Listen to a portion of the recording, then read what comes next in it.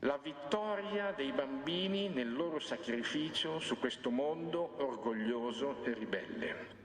Un sacerdote di Bologna mi ha detto, un mio amico, non sono io, adesso non parlo in terza persona, sacerdote, mi disse, ho scoperto che i bambini che vengono abortiti nel grembo materno, ha avuto questo pensiero, possono avere donato la loro vita nell'atto in cui venivano uccisi, con un atto di volontà, a Dio Onnipotente per la remissione dei peccati, unendo il loro sacrificio all'umanità peccatrice, il loro sangue sparso, perché vengono uccisi, al sangue di Cristo. Allora io, mi dice questo prete, dico una messa tutti i giorni, oltre le messe che devo dire in parrocchia, me ne dico una per conto mio, in cui metto tutto il sangue, l'offerta, il sacrificio di questi bambini nel calice di Cristo, cioè do un nome alla loro offerta perché non hanno avuto il tempo di farlo e dico il sangue di Cristo, il sommo innocente, viene offerto al Padre con il sacrificio di tutti i bambini abortiti.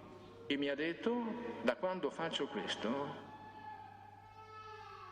sono finite tutte le tentazioni.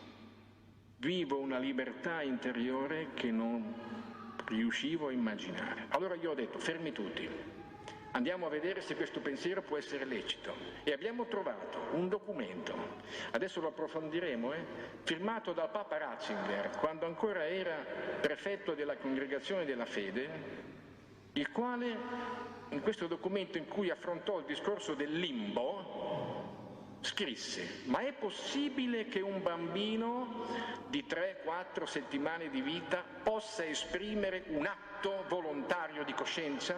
Può un bambino di poche settimane compiere un atto? È padrone di sé?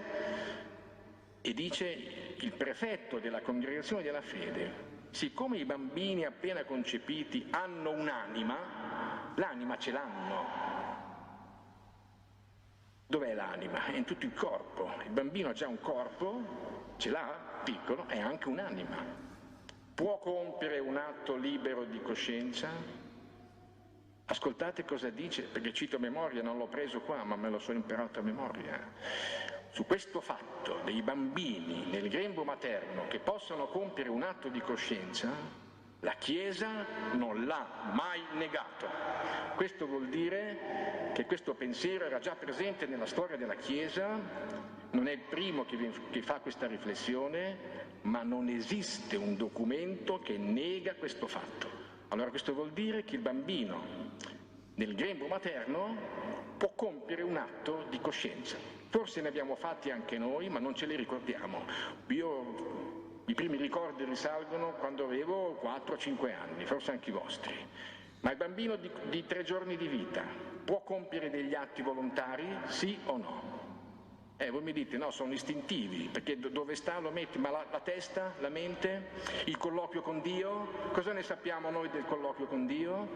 Allora diceva questo sacerdote, se il bambino nell'atto in cui si rende conto che sta per essere ucciso, perché questo bambino viene ucciso nel grembo materno, se si rende conto di quanto sta per succedere, chi ci impedisce di credere che egli compia un atto di donazione volontaria al Cristo, perché c'è questo colloquio tra gli uomini e Dio misterioso? Chi ci impedisce di credere che egli compia un atto volontario di donazione di sé a Dio nel momento in cui muore, e questo atto adesso viene santificato dalla Santa Messa? Ho detto, guarda, hai avuto un'intuizione incredibile. E soprattutto questo fatto che questi bambini sono miliardi, quindi da quando dice questa Santa Messa, e poi c'è anche una preghiera che lui ha fatto, ma adesso non è che ve la dico, ma la voglio stampare, perché una preghiera che lui ha fatto e recita continuamente, e dice: io mi sento accompagnato da miriadi di questi bambini che sembra che vivano con me, che mi ringrazino, che mi dicano grazie perché tu sacerdote celebri la Messa, mi sembra che siano tutti lì vicino a me.